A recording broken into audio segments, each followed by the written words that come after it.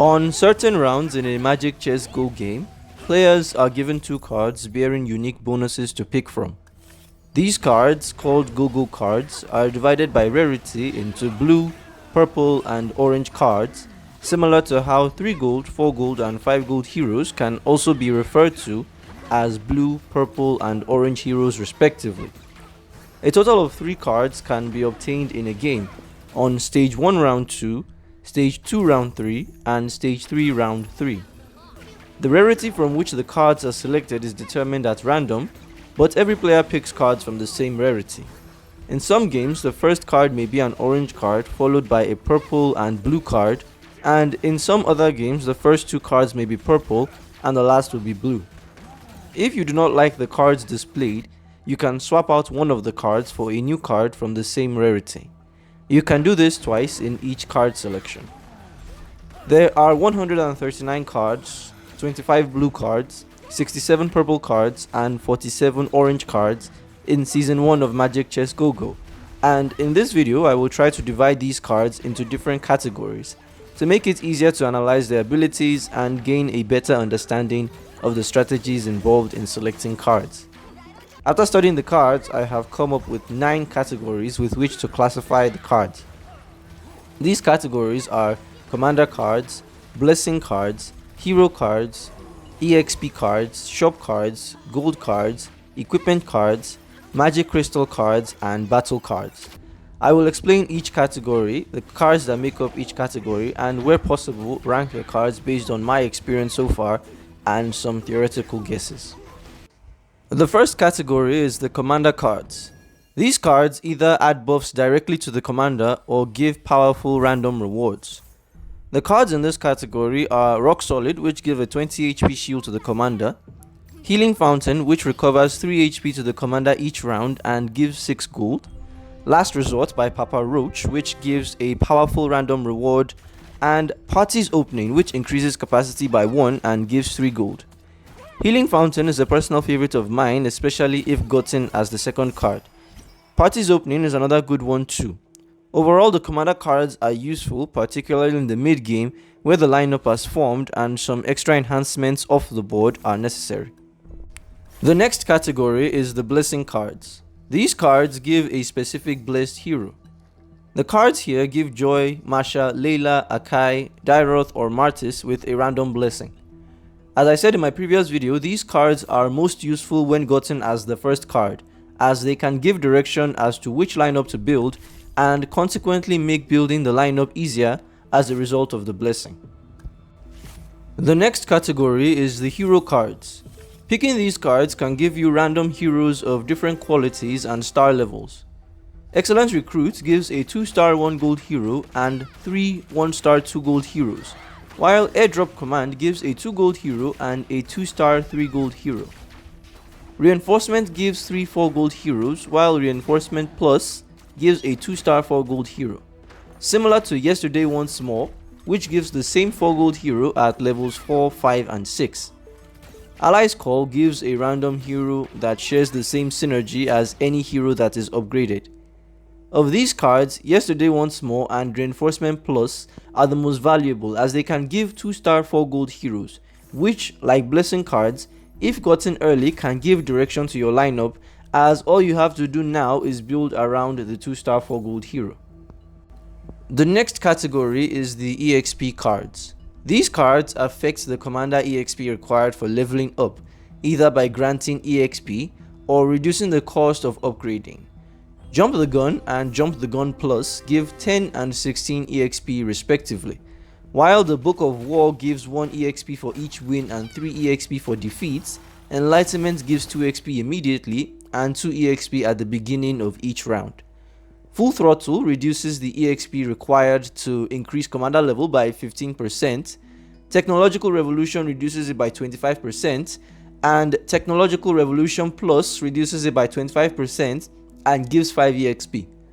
Goal Difference gives 10 EXP immediately and gives extra EXP at the start of each round, 1 EXP for every hero carrying equipment, which means if you have 5 heroes carrying equipment, you get 5 EXP bonus.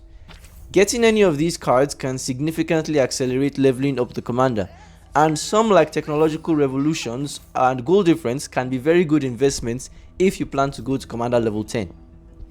The next category is the shop cards.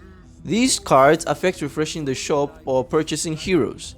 Glittering Jewels 1 gives 9 free refreshes, while Glittering Jewels 2 gives 14.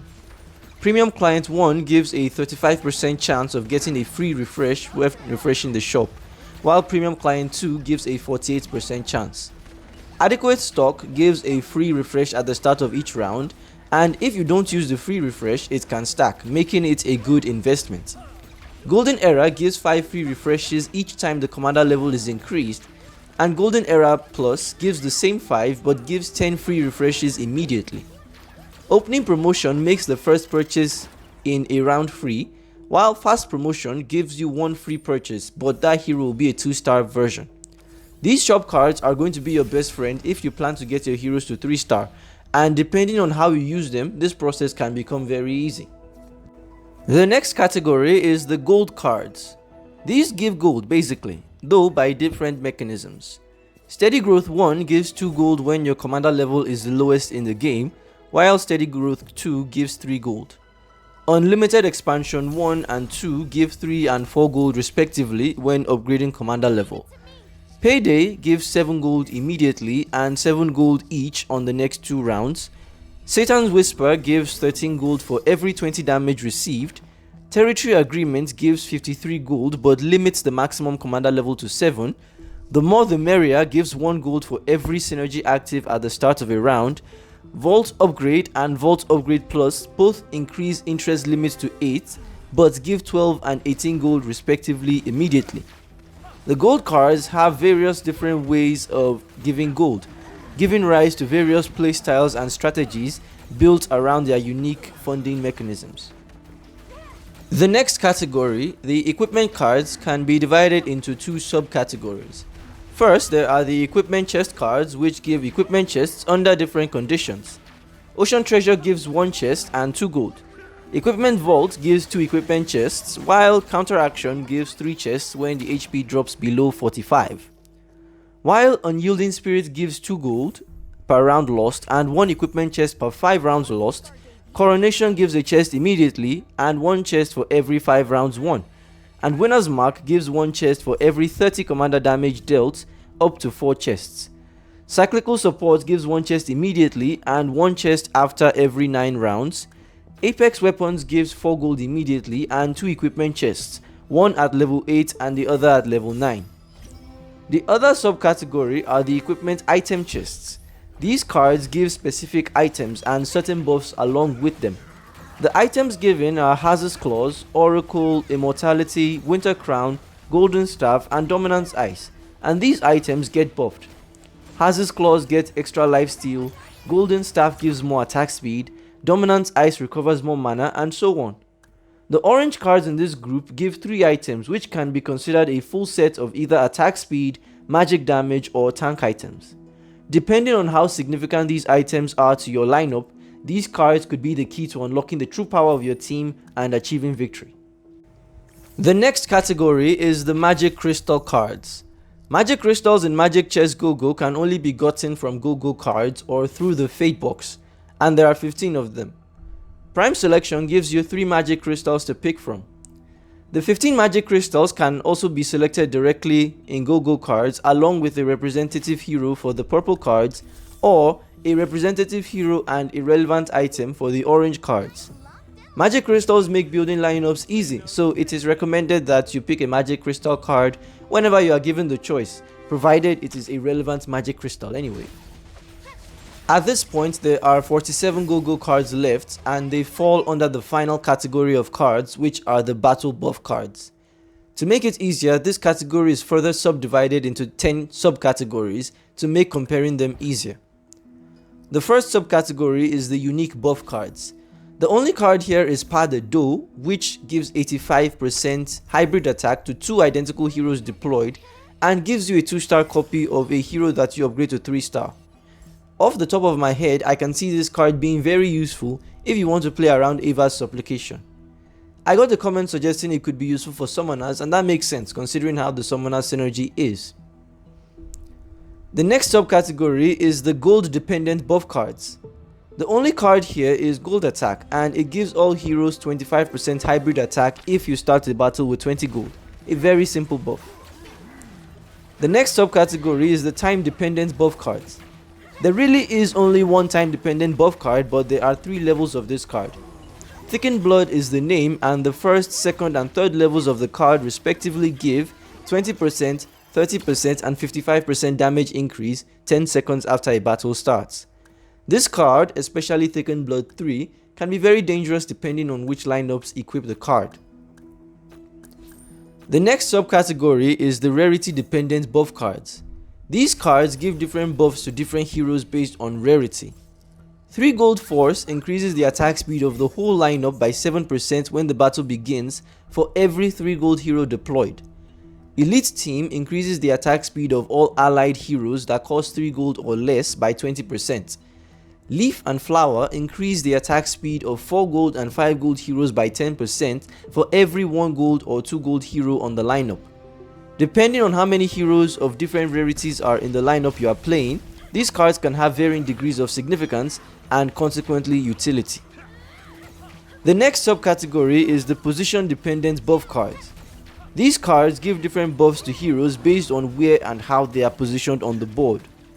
Frontier Blitz gives 25% hybrid attack to heroes standing on the edges of each row, that is on squares A1 to 3 and G1 to 3. Steel Front gives all heroes on a row 30 hybrid defense provided there are at least 3 heroes on that row.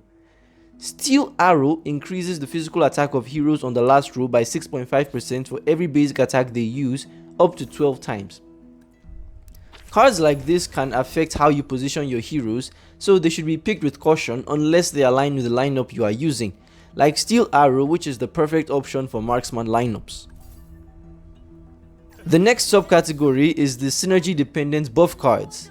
These cards give different buffs to heroes based on how many synergies are active. Purest Power 1 and 2 give 18% and 25% hybrid attack respectively to all heroes if you have less than 4 synergies active. Solid Alliance 1 and 2 give 3% and 4% hybrid attack respectively for every synergy active. Lone Wolf breaks the paradigm and gives 1200 HP and 80% attack speed if there are no synergy active. Just like with the position and rarity dependent buff cards, these cards are not universally applicable and can have varying degrees of usefulness depending on how many synergies are active in the lineup selected. The next subcategory is the training buff cards. These cards grant a fixed increase of a particular stat and can grant extra if certain conditions are met. Combat Training 1 and 2 give 10% and 25% physical attack respectively to all heroes, and both give an additional 1% for every enemy hero killed by a particular ally. Basically, as the kill count of one of your heroes increases, so does the buff from Combat Training. Magical Training 1 and 2 operate similarly, only instead of physical attack they give 25% and 50% magic attack respectively, and for every kill, heroes can gain an extra 1% from both cards. Meditation Training 1 and 2 however give 6% and 18% HP respectively, but the extra HP granted to heroes is a function of the commander HP. For every 1 HP lost by the commander, heroes gain 0.2% and 0.25% HP respectively, which translates to an extra 1% HP for every 5 HP lost by the commander for Meditation Training 1 and an extra 1% HP for every 4 HP lost by the commander for Meditation Training 2. Depending on which stat is most important to your lineup, these training cards can be used to exponentially improve the ability of the team. The next subcategory is the synergy buff cards. These cards grant different buffs to different synergies to different factions, to be precise. Why I am making this distinction is because of a future video, or rather an improvement of one of my previous videos, roles versus factions. Of course, because they are unique to each faction, getting them as the first or second go-go card can be a serious indicator as to which lineup to try to build in a game. The next subcategory is the equipment dependent buff cards. These cards grant different buffs to different heroes depending on how many equipment items they have, or grant them equipment if certain conditions are fulfilled. The Barrier Seals 1, 2 and 3 give 800, 1200 and 2400 HP respectively to heroes with equipment, while magic immersions 1, 2 and 3 allow heroes with equipment to restore 5, 8 and 17 mana respectively on basic attacks. Frontline support gives every hero in the front row a suitable equipment item as long as they are not already carrying 3 items. Fully armed gives allies without equipment 1 random temporary equipment. In my opinion, these equipment dependent buff cards, especially Magic Immersion 3 and Fully Armed, have the highest potential of all the conditional buff cards, simply because of the synergy they have. And equipment is ubiquitous to all synergies, so it doesn't matter which lineup you are playing, you will need to have the right equipment, so these cards are very useful. The final subcategory of battle buff cards are the unconditional buff cards. These cards give buffs to all heroes on the board with no strings attached, making them the most stable of all the buff cards. Breath of Berserks 1, 2 and 3 give 10%, 15% and 35% hybrid lifesteal respectively to all allied heroes. Attack and Defend 1 and 2 give allies 6% and 10% attack speed respectively, and both reduce crowd control duration by 50%. Dark Blade, arguably my favorite and best of all cards, allows the damage of all heroes to reduce the target's healing by 40%. All Around Warrior 2 gives all allies 200 HP, 12 hybrid defense, and 6% hybrid attack. Victory Horns 2, 3, and 3 Plus give all allies 6%, 15%, and 23% attack speed respectively, and all grant an extra 1% attack speed after each round. Some of these cards are more useful to some lineups than others, but they have significant effects on whatever lineup they are used with. And with that, we have discussed all 139 Go-Go cards in Magic Chess Go-Go Season 1.